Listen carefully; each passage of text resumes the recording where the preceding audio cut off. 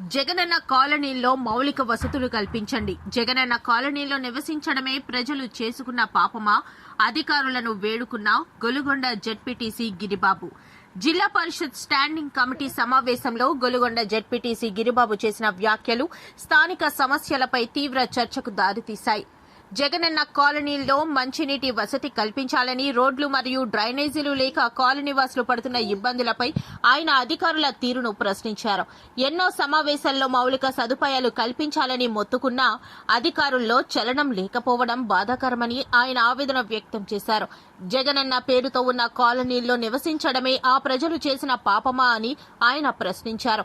మౌలిక సదుపాయాల మాట దేవుడెరుగు, కనీసం మంచినీళ్లైనా ఇవ్వాలని, అక్కడ ప్రజలు తీవ్ర ఇబ్బందులు ఎదుర్కొంటున్నారని జిల్లా అధికారులను సమావేశంలో ఆయన వేడుకున్నారు. అలాగే నర్సీపట్నం ఏరియా ఆసుపత్రిలో జరుగుతున్న నిర్లక్ష్యాన్ని కట్టడి చేయాలని జెడ్పీసీ డిమాండ్ చేశారు. పరీక్షల పేరుతో వైద్యులు పేదలపై మోపుతున్న ఆర్థిక భారాన్ని వెంటనే ఆపాలని అధికారులకు ఆయన విన్నవించారు.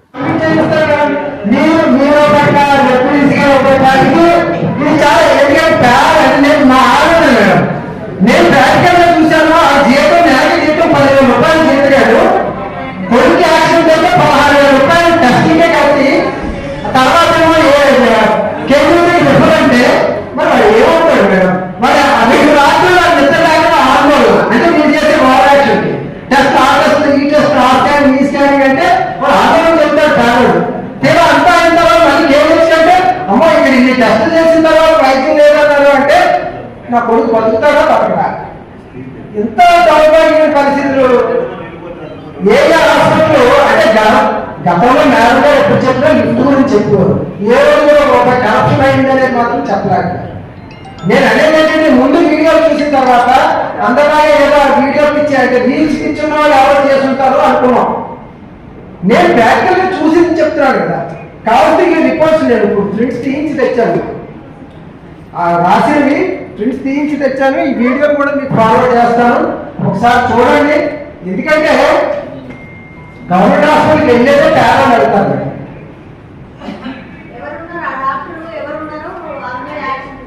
తర్వాత ఇంకొక విషయం మాట్లాడి నేను క్లోజ్ చేసేస్తాను, కంప్లీట్ చేస్తాను. గతంలో డిఎంహెచ్ఓ పెన్షన్స్ ఇచ్చేవారు.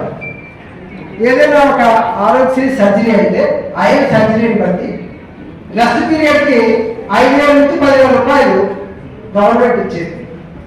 ఇవాళ మేజర్ మా గ్రామంలో పెళ్లిస్ ఇంటి దగ్గర బాత్రూంలో కాలు పెడితే పెళ్లిస్ యాక్సిడెంట్ ఆరోగ్యశ్రీలో సర్జరీ అయింది. సర్జరీ అయిన ఆరోగ్యశ్రీ కూడా ఏదో మెటీరియల్ కాస్ట్ దానిపై గవర్నమెంట్ ఇచ్చేది నాణ్యమైన మెటీరియల్ కాదు అంటే సాధారణంగా భయం ఉంటుంది పేషెంట్కి.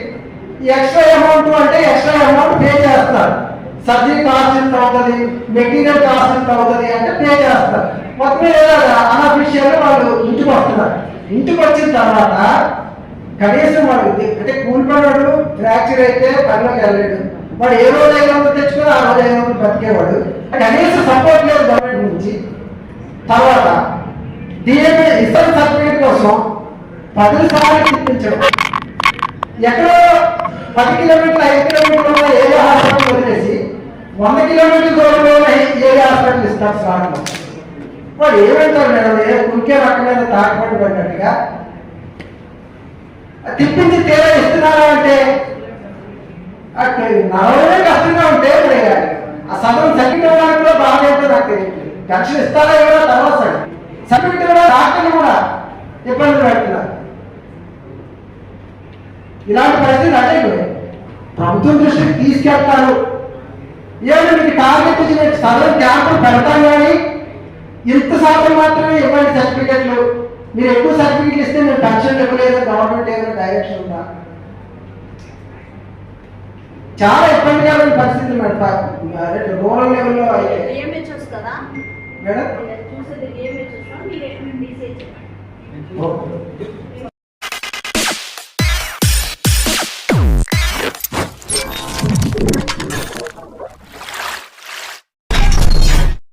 అంటే దిగువ స్థాయి స్టాఫ్ ఏదో చేసే తప్పులకి హాస్పిటల్కి చెడ్డ పేరు అని అనుకున్నాం.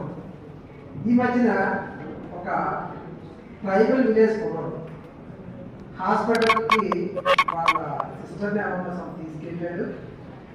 తీసుకెళ్ళిన తర్వాత మలేరియా టెస్ట్ ప్రైవేట్గా వెళ్ళి చేయించుకున్నాం. రిపోర్ట్ రాకముందే వైజాగ్ రెఫర్ రాశారు. అక్కడ కూడా ఆవేదన సోషల్ మీడియాలో పెట్టింది ఏంటంటే, బిల్డింగ్స్ చూస్తే ఇంత పెద్దగా కనబడుతున్నాయి, ఇంత సౌకర్యాలు ఉన్న హాస్పిటల్లో కేవలం మలేరియాకి ట్రీట్మెంట్ చేయలేక వైజాగ్ పంపిస్తున్నారు అని ఆవేదన. అంటే వైజాగ్ వెళ్ళే స్తోమత ఉంటే గవర్నమెంట్ హాస్పిటల్ అని ఆవేదన. ఈ రెండే కాకుండా నేను ప్రాక్టికల్గా నేను చూసింది మేడం, మా గ్రామానికి చెందిన ఒక కుర్రోడు నైట్ 9:30 ఆ టైంలో బైక్ యాక్సిడెంట్ అయింది. హాస్పిటల్కి వెళ్ళి అడ్మిట్ అయ్యాడు, నైట్ అడ్మిట్ అయ్యాడు. మార్నింగ్ సీట్ ట్రైన్ ప్రైవేట్గా వెళ్ళి చేయించుకున్నాను, చేయించుకొచ్చాడు. Narsipatnam area hospital. అంటే డాక్టర్స్ కూడా తెలుగు స్థాయి స్టాఫే కాదు, డాక్టర్స్ కూడా ఎలా ఉన్నారో చెప్తున్నాను. సిటీ బ్రెయిన్ రాశారు, చేయించుకొచ్చాడు.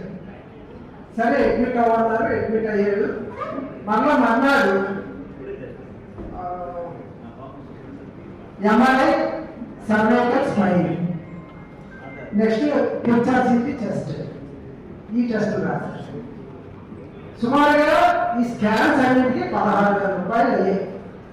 ఒక పేద కుర్రోడికి యాక్సిడెంట్ అయితే తండ్రి వాచ్మెన్, వాడి జీతం మా 10,000 లోపు ఉంటుంది. 16,000 రూపాయలు టెస్టులకు అయ్యాయి కదా.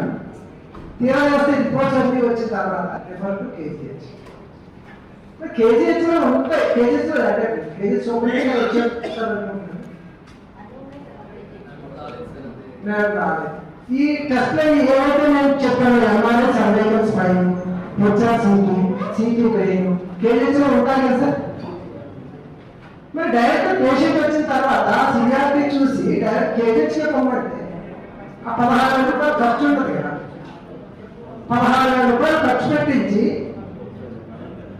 వైజాగ్ వెళ్ళినారంటే సరే, వాళ్ళకి అయోమయ పరిస్థితుల్లో ప్రైవేటు ఆర్థోపెడిషియన్ దగ్గర, లోకల్ ఉన్న ఆర్థోపెడిషియన్ దగ్గర ఏమీ లేదు. ఒక్క రోజు అబ్జర్వేషన్ ఇచ్చారు, మర్నాడు ఇంటికి పంపించారు, మందులు రాసించి హ్యాపీగా. అంటే సర్జరీ పడుతుంది, అది అవుతుంది, ఇది అవుతుంది అని చెప్పి ఇన్ని టెస్టులు రాసి భయపెట్టి వాడు నా ఊపిరి బాగానే ఉంది, నేను బాగానే ఊపిరి తీసుకుంటున్నాను అని అన్నా లేదు, లిప్స్కి దెబ్బతగింది, హెచ్ఆర్సిటీ చెస్ట్. ఎంత దౌర్భాగ్యంగా ఉంటాయి అంటే మనకి ఇప్పుడు దిగువ స్థాయిలో అంటే వాళ్ళ జీతాలు చాలా ఇబ్బంది పడుతున్నారు. 100% అమ్మ మన ముంచిపూట్లో కూడా ఇప్పుడు మీరు చెప్తుంటే నాకు గుర్తుకొచ్చింది. మలేరియా జ్వరంతో వచ్చిన వాళ్ళకి ఫస్ట్ డోస్ ఇస్తున్నారు, సెకండ్ డోస్ పైన పలానా మెడికల్ షాప్ లో ఉంటుంది, అక్కడ వెళ్ళి కొనుక్కుంటారండి అని రాస్తున్నారు. అది నేను అక్కడ ప్రస్తావించి అడిగాను ధరణి మేడం గారికి, అక్కడ ఉన్న వాళ్ళందరికీ కూడా అడిగితే నిజమే మేడం, సో ఇలా జరిగింది, ఇక మీద లేదన్నా సరే రాయండి, బయట మీరైతే మందులు లేనప్పుడు రాయండి, కానీ మందులు ఉండగా మీరు ఎందుకు రాస్తున్నారంటే లేదు ఒక డాక్టర్ అలా రాస్తున్నారు అంటే మెడికల్ షాప్ మెడికల్ షాప్ లోనే ఉంటది అనేది జరుగుతుంది.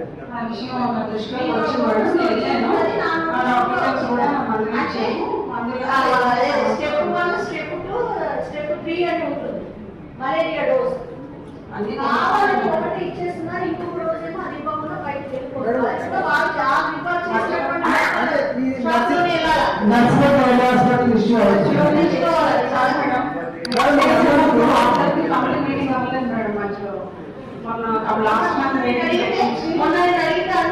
సుమారుగా 2 లక్షల మందులు తెప్పించాం మేడం. ఎప్పుడు నిన్న ఎందుకు తెప్పించారు? గవర్నమెంట్ ప్రొవైడ్ చేయట్లేదా, గవర్నమెంట్ నుంచి ప్రొవైడ్ చేయట్లేదా అంటే గవర్నమెంట్ నుంచి వచ్చేది సరిపోగా మేము తెప్పించాం. సీజన్ కాబట్టి మాకు ఎక్కువ కావాలండి. మలేరియా మందులు లేవు మేడం, అందుకని మేము ప్రతిదీ పర్చేస్ చేస్తున్నాం. ఎందుకు ఇవ్వట్లేదమ్మా? అది ఎవరికి తెలుసా మీకు? ఇప్పుడు మలేరియా ఎవరు వచ్చారు? మొన్న పెదవై మండల పరిషత్ మీటింగ్ లో కూడా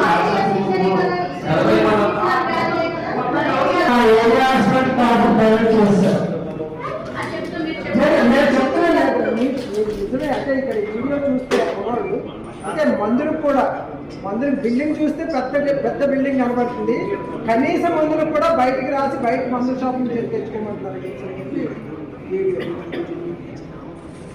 ఒక అమ్మాయి అయితే హాస్పిటల్లోనే